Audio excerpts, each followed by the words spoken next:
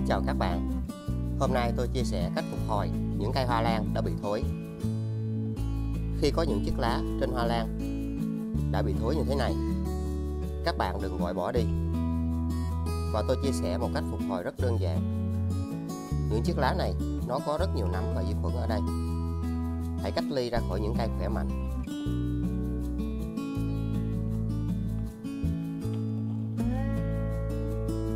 Và chúng ta cần gỡ bỏ những chiếc lá này.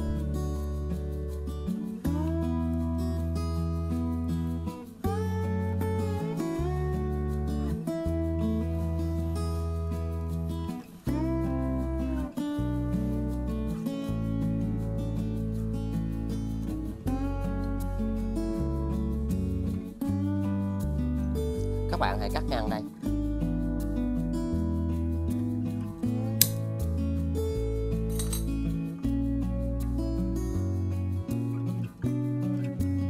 Phần này của cây nó đã bị thối này các bạn, nên phần này các bạn cần phải gỡ chiếc lá ra.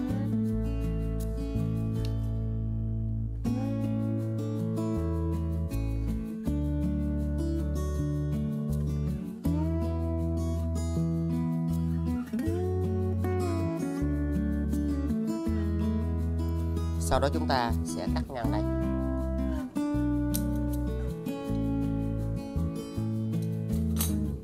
Và các bạn hãy làm sạch phần này của cây.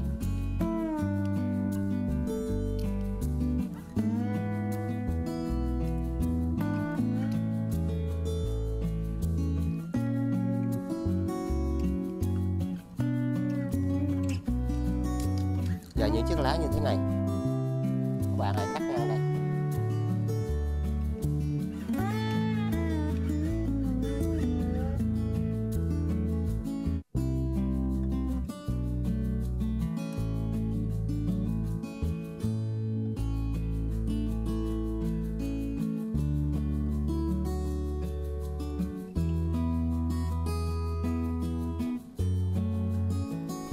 Sau đó chúng ta sẽ bỏ hết chất trồng này ra khỏi cây.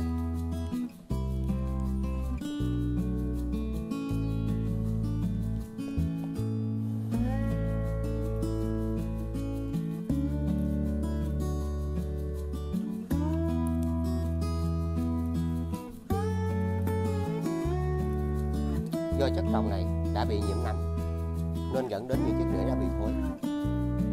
Vì đây là chất trồng được trồng trong môi trường công nghiệp, giữ ẩm rất nhiều. Sau đó các bạn cần kiểm tra và cắt bỏ những rễ hư và những rễ đã bị thối.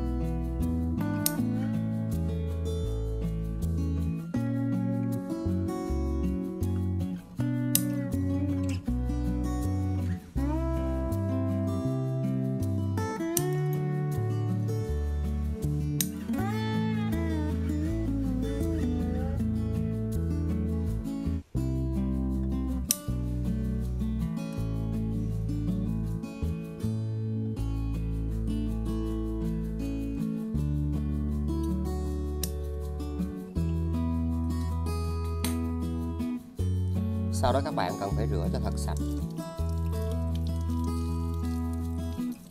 Trong quá trình phục hồi những cây hoa lan thì việc làm này rất quan trọng.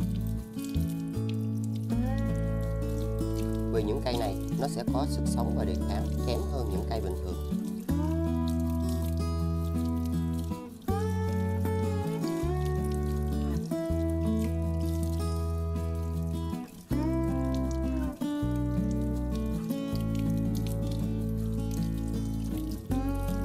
phần gốc này những chiếc rễ còn tốt, các bạn sẽ hồi sinh cây rất dễ.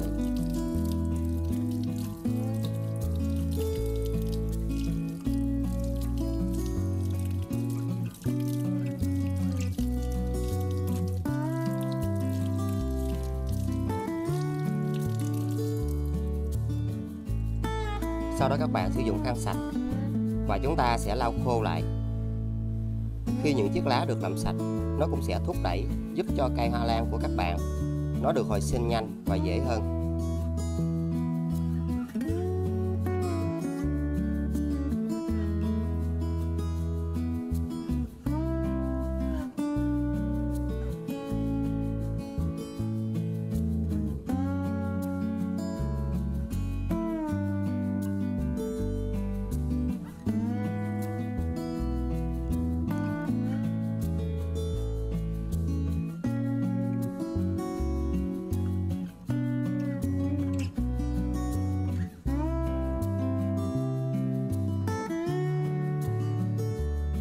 Các bạn hãy sử dụng vỏ của một quả quýt. Nó có tính kháng khuẩn và có chứa nhiều dưỡng chất, giúp cho những cây hoa lan được hồi sinh và phát triển được rất nhanh.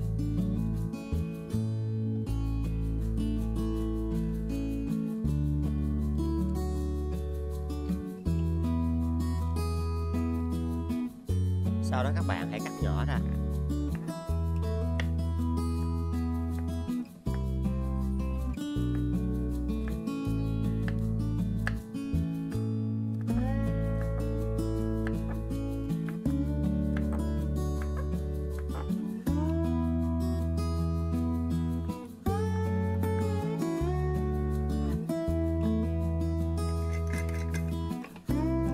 Cho tất cả vỏ này vào lọ.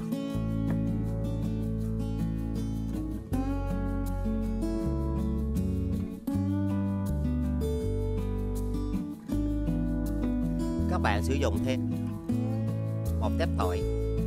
Tỏi sẽ giúp cho hoa lan được kháng khuẩn.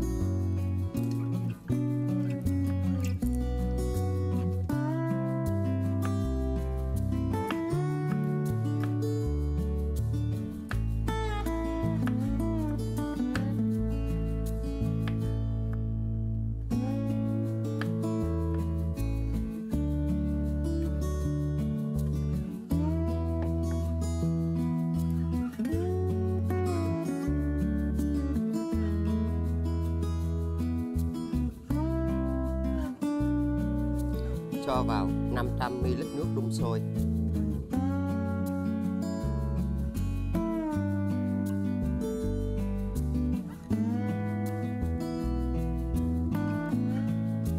Các bạn chờ nước nguội trong 2 giờ.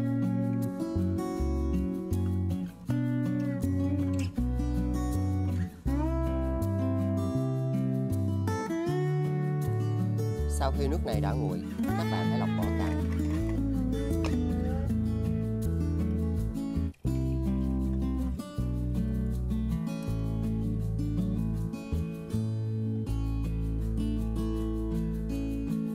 Cho thêm vào 500 ml nước.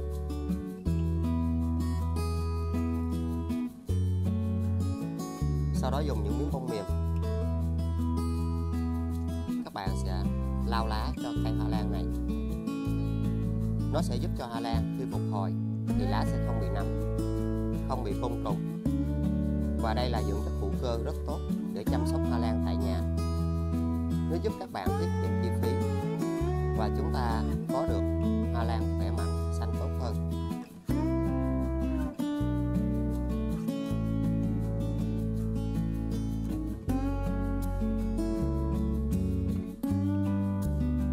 Và cũng là cách để các bạn làm sạch bụi bẩn trên hoa lan.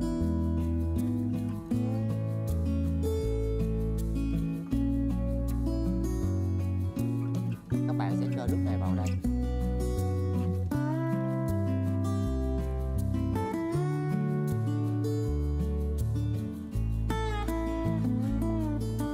Và hãy để như thế này trong 25 phút. Khi phục hồi thì phần này sẽ không bị thối. Và còn phần gốc này các bạn hãy đặt vào đây.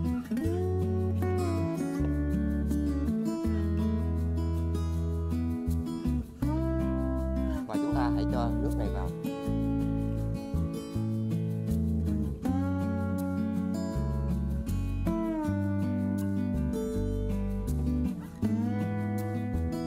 Các bạn cần phải để như thế này trong 25 phút. Nó sẽ bảo vệ cho bộ rễ được phát triển. Cây sẽ được hồi sinh rất tốt. Các bạn sử dụng phần nước còn lại này để chúng ta chăm sóc cho những cây hoa lan khác. Và đây là một trong những cách để giúp những cây hoa lan yếu ớt của các bạn nó sẽ được hồi sinh, phát triển rất nhanh. Chúng ta có thể làm điều này mỗi tháng từ 1 đến 2 lần cho những cây hoa lan luôn được xanh, khỏe mạnh, không bị nấm, không bị côn trùng. Các bạn hãy nhớ lau dưới mặt lá này.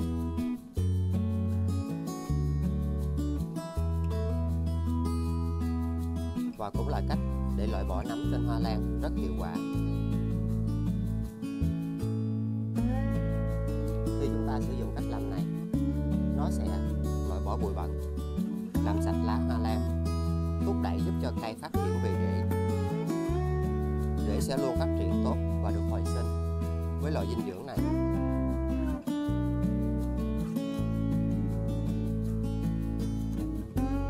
Sau đó các bạn hãy tưới ngay vào gốc của cây. Nó sẽ giúp các vi sinh vật có loại phát triển rất nhanh. Và hoa lan sẽ được bảo vệ rất tốt với loại phân bón này.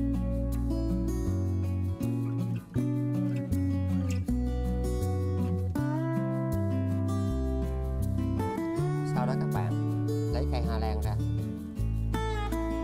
Và những gốc hoa lan còn xanh và tốt như thế này thì nó sẽ được phục hồi rất nhanh và rất khỏe.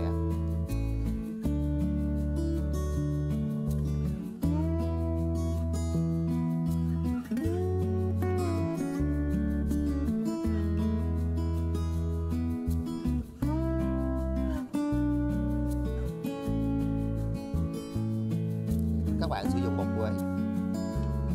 Bột quế sẽ giúp cho cây kháng khuẩn khử trùng và vết cắt sẽ được mau khô. Hãy bôi vào đây. Nếu không có bột quế, các bạn có thể dùng tỏi để thay thế.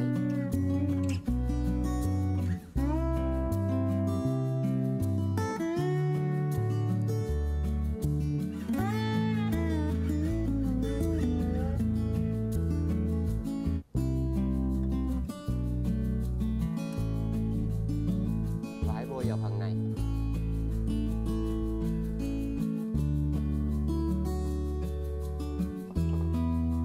Và sau đó các bạn bôi vào phần cắt này của lá.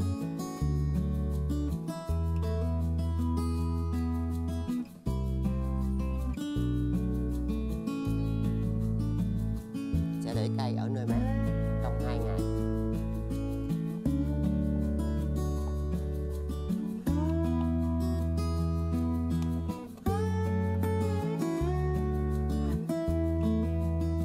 Sau 2 ngày, phần cắt này đã khô lại.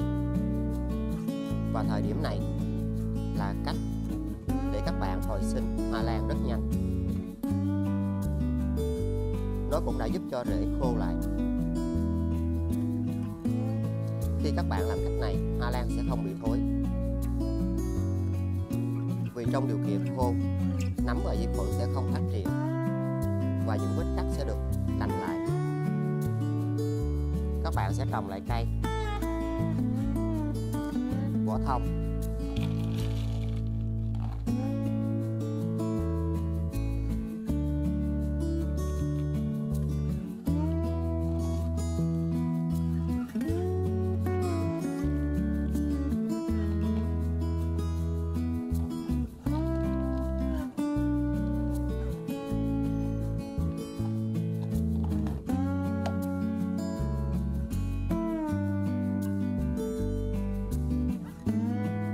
Cho vào một ít rêu.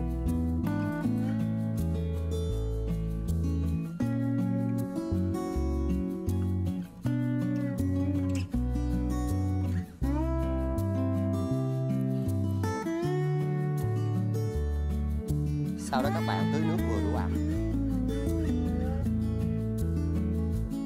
Và trong những ngày thường, các bạn nên giữ ẩm vật trồng như thế này. Hoa lan sẽ được phát triển và được hồi sinh rất nhanh. Trong những ngày bình thường, các bạn chỉ tưới khi chất trồng khô và chỉ tưới vừa đủ ẩm, không tưới nhiều nước. Đặt cây ở nơi khô ráo, thoáng mát và có ánh sáng. Và dùng những chai nhựa như thế này đậy lại.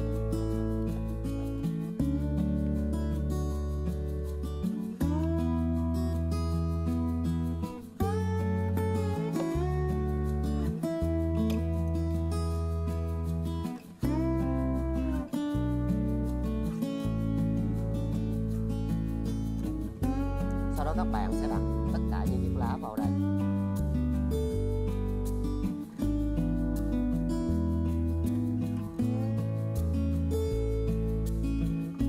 Và nó sẽ được cố định như thế này. Các bạn cho nước vào.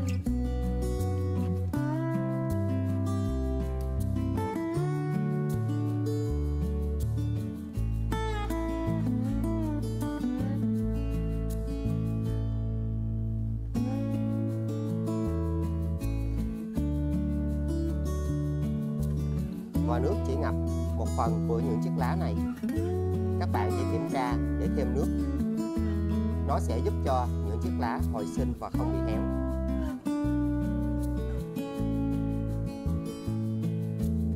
Sau đó sử dụng nước, các bạn phun sương giữ ẩm cho phần gốc cây mỗi tuần một lần. Và đặt cây ở nơi có ánh sáng. Nó sẽ giúp cho cây hoa lan này được hồi sinh rễ rất nhanh và khỏe.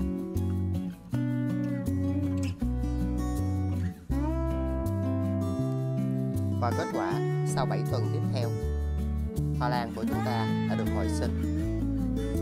Cây đã phát triển rễ rất tốt và rất khỏe mạnh.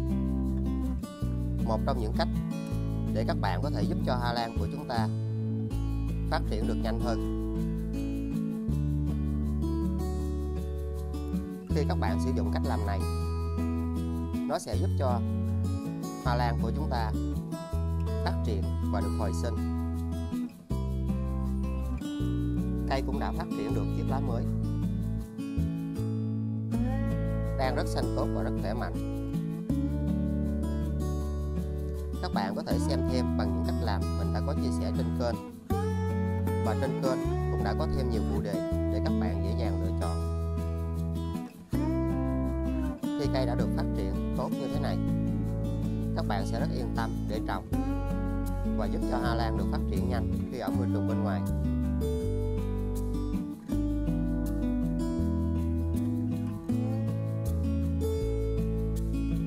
Nó sẽ giúp cho những cây hoa lan không còn rễ vẫn được hồi sinh và phát triển được rễ rất khỏe mạnh.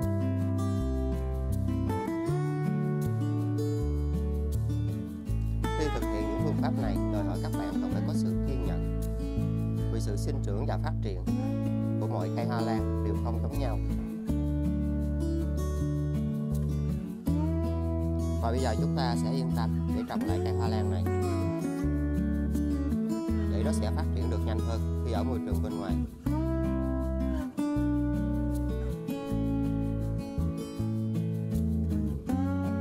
Còn với cây hoa lan này, nó đã được mọc lên cây hoa lan nhỏ. Khi chúng ta sử dụng cách làm này, nó cũng sẽ tạo điều kiện giúp cho rễ được hồi sinh. Các bạn có thể phát triển những cây hoa lan từ những gốc cây đã bị thối theo cách này cũng rất hiệu quả. Rễ đã phát triển thêm và cây đang trong tình trạng rất xanh tốt.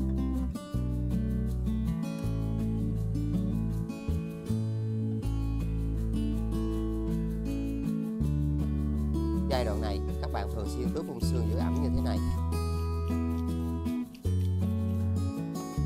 Và hãy đậy những chiếc rễ này lại.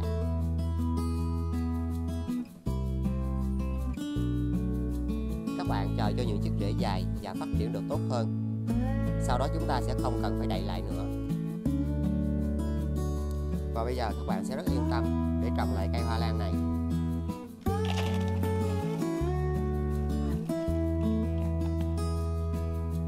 Những cách làm khác nhau, chúng ta cần phải có sự kiên nhẫn, và nó sẽ giúp cho hoa lan của các bạn được phục hồi, phát triển rễ được rất nhanh. quên like, chia sẻ, đăng ký kênh và nhấn chuông để tiện theo dõi